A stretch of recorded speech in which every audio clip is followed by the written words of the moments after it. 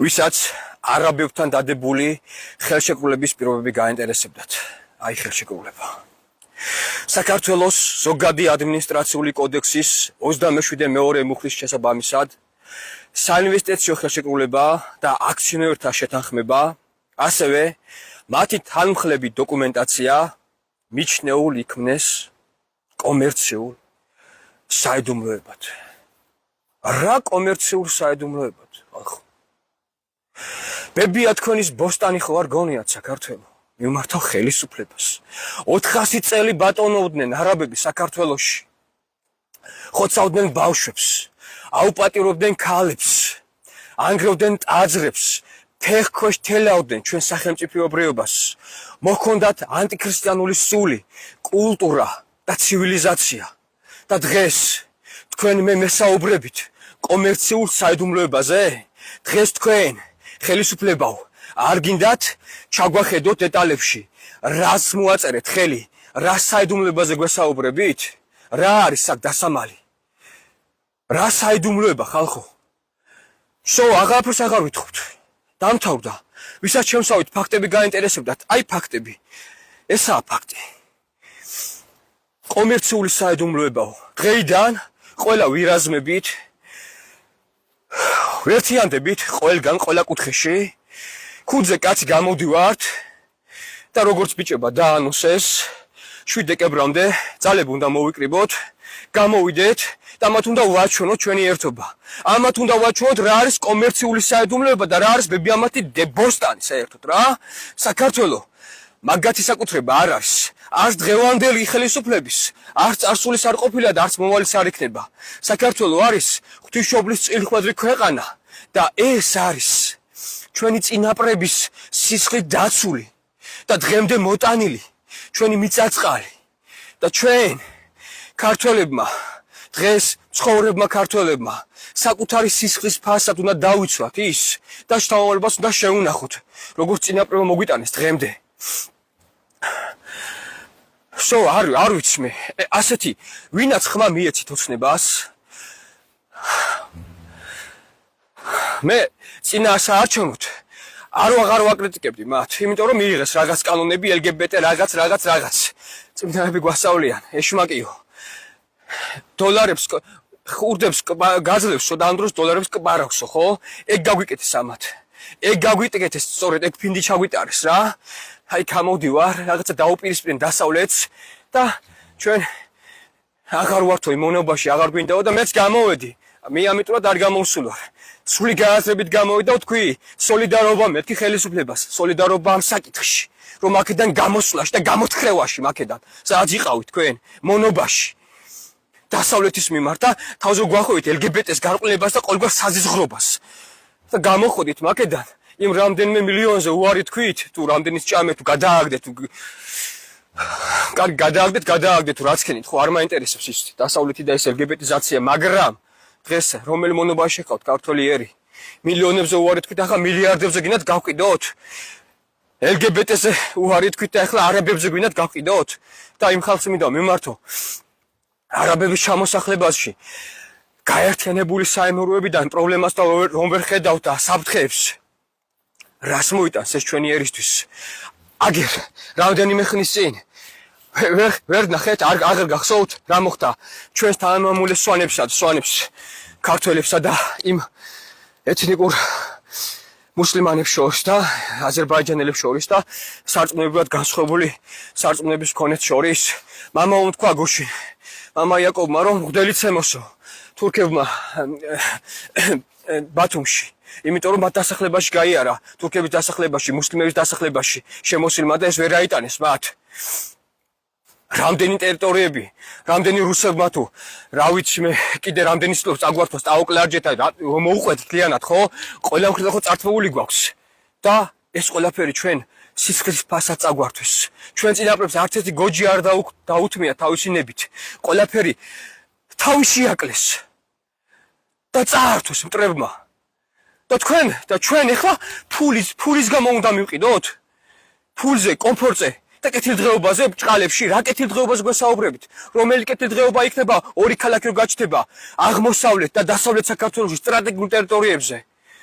ჩვენი ქვეყნის და ჩვენი ერის რომელ მშვიდობაზე მესაუბრებით თქვენ გუშინ მოვდიოდი მანქანით არ მიყვარს ეს დაგლობა და რაღაც ესეთი ადამიანის შაგვრა მაგრამ ჯგუფად რომ იდგნენ ეს არაბები იყვნენ თუ რა ვიცი მე ვიღაც შავი ტიპები მოვდივარ მანქანით ტროტუარზე კი არ იდგნენ გზაზე იდგნენ და მე რომ შევხედე გზა არ დამითმეს ნაგლად მივაწექი და გვერდზე გაეწიეთ მეთქი და მინდოდა გადამეულო და გავყარა ეგეთ და გავიდნენ მიხვდე რომ წავსვლელი ვიყავი მაგაზე მე ამაზე კი არ ვარ წავსვლელი რომ ვინმეს მოკლა კი არ მინდა და ვინმეს დაჩაგვრა კი არ მინდა და ჩვენი წინაპრები მკვლელები კი არ იყვნენ ცხენიან კაცები რომ ჩეხავდნენ მოხდურ მტერს ამას იმიტომ აკეთებდა რომ თუ შემოუშვდნენ სამშობლოში მე მაცოლებს გააუპატიურებდნენ მაშინ დახოცავდნენ დაამონებდნენ დააჩოქებდნენ საქართველოს საერთოდ თქვენ აზე ხართ საერთოდ რასთან გვაქვს საქმე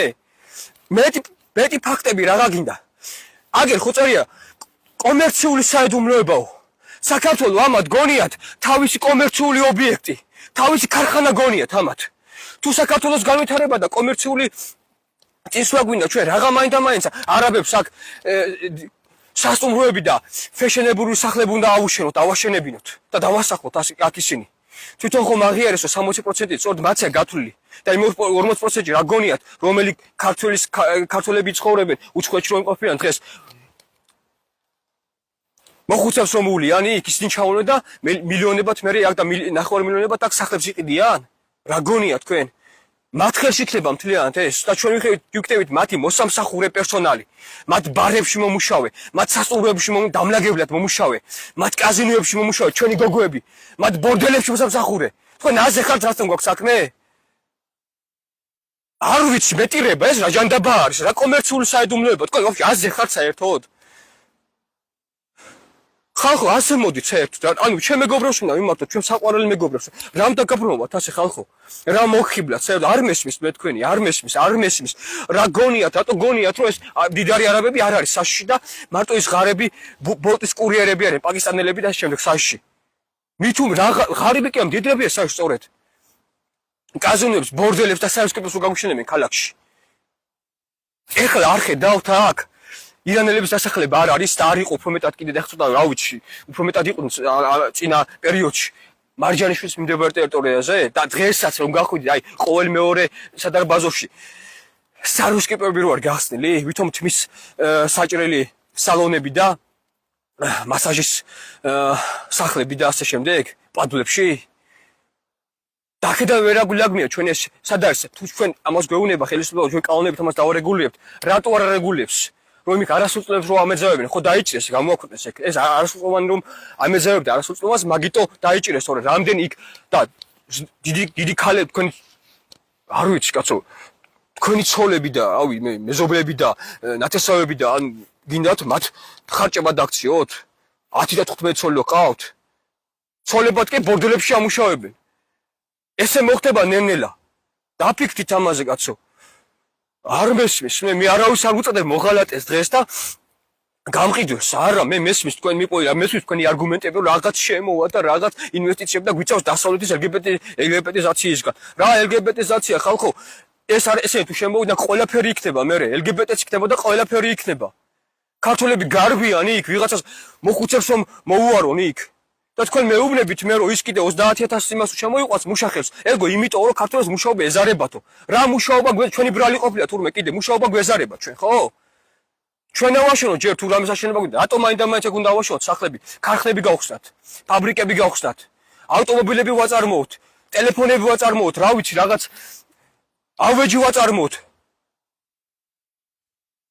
ამით გავხსნათ კაპიტალი რატომ მაინდა-მაინც სახლები უნდა ავაშენებიოთ მაგრამ დასახთან მე ესენი აქ და თუ მაინდა-მაინც მუშახელზეა საუბარი ჩვენ აქ იყოს ღირსეული ანაზღაურება 800-ლას რომ უხდი ხელფასს ორნაბიჩი და იმ სპარებში მონებად რომ მოშევებენ ჩვენ სტუდენტ გოგო ბიჭებს დამლაგებლებს ისინი რო არიან ტვირთავების დამლაგებისა კონსულტანტების და ყველაფერს ისინი აკეთებენ ღამეებს რომ ათენებებენ მონურ პირობებში გაზარდონ ხელფასები 800 ლარის ნაცვლად იყოს 3000 და აღარ გაიქცევა ეს კაცი რომელსაც ჭირდება ეს შემოსავალი 5-6 შვილი როგორ არჩინოს სვანაირად და მე რო გვიყვეს კიდე რატო არ გრავდებითო რომ ვერ გრავდება კაცი ერთ ბინას იყიდეს $40,000 და მე თელი ცხოვრება ვალები უნდა იხადოს ბანკებში. როგორ გამრავლდებით ჩვენ? და თქვენ კიდე მეუბნებით რომ ეს საფრთხე არ ყოფილა თურმე. არ გიწოდოთ მე ისტორიას, მაგრამ მე არ გიწოდოთ მე მოღალატეებს, მაგრამ ისტორიამ არ გიწოდოთ მე აი ამის მეშინია მე იმ ჩვენი უმოქმედობით. არ გვიწოდოთ ჩვენ. მოღალატეს არ ღმერთ დავიფაროს ამის თქმის რომ იმეს მოღალატე უწოდო მე.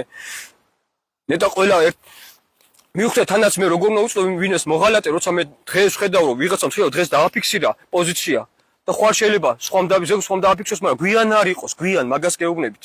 მე მჯერა ის ხალხი რომელიც ალა დღეს საპირისპირო მხარეს გაახართ მართლა ჩემი საყვარელი მეგობრებიც, როცა თქვენ დაინახავთ საფრთხეებს, მე გამოფხიზდებით და მე ჩაერთვებით და ყველაფერს გააკეთებთ მათ გასაყრელად აქედან, მაგრამ მე გვიან იქნება ისინი ფეხს მოიკიდებენ, მე გვიან იქნება, მაგიტო კლავდნენ ჩვენი წინაპრები მტერს მომხდოს უკვე საზღვრებთან, რომ აქ ფეხი არ მოიკიდებინათ. ადამიანის ყოლობა კი არ ეხალისებოდათ. ეს იყო თავდაცვა. და ჩვენ დღეს ხმალზე ხელი მოკიდებას არავინ არ გთხოვს, არ გჭირდება ეს ელემენტარული ნებაა დასაფიქსირება, რომ გამოვიდეთ ერთობით და უთხრათ ხელისუფლებას ჩვენს არ გვინდა. გააუქმეთ ეგ ხელშეკრულება. ეს ხელშეკრულება პირდაპირ მოღალატეობრივი, ამას ვიტყვი, ეს ფაქტია, ვინც ამას აწარმოებს, ეს სხვა ამას ვერაფერ არ ეთქმის. ესა დადებული ნაღმი. მაგრამ მე იმ ხალხს ან ვერ გიწოდებ დღეს ჩვეულებრივ მოსახლეობას მოღალატეს ვერავის, იმიტომ რომ მე მჯერა და მწამს, რომ თქვენ ოდესმე ამას მივხვდებით ხვალ იქნება თუ ზე იქნება. 300 არაგველი ბოლოს მივიდნენ, წაგებულ ომში მივიდნენ, მაგრამ ყველაზე მაგარი საქმე კიდე იმით გააკეთეს, რომ განა ესენი არ მიდიოდნენ, უბრალოდ გარემოებიდან გამომდია დააგვიანდათ, მაგრამ ბოლომდე იბრძვენ, დაიღუპნენ ბრძოლაში, ხო? ჩვენ ამ ბრძოლაში გაჩერებთ ვისახა ხვდებით. მე არ ვიცი რა უნდა გაგვაჩერო ჩვენ ამ ბრძოლაში, ბოლომდე უნდა მივყვეთ და თქვენ მიჩერ არ ხართ კიდე გონს მოგებულნი, ღმერთმა გონს მოგიყვანოთ და ყველა ერთად გავერთიანეთ ამ უბედურების წინააღმდეგ. ესა დიდი საშუალება, დიდი არ ვიცი ამას რა ქვია, ამას როგორ ვერ ვიაზრებთ, მე არ მესმის რა.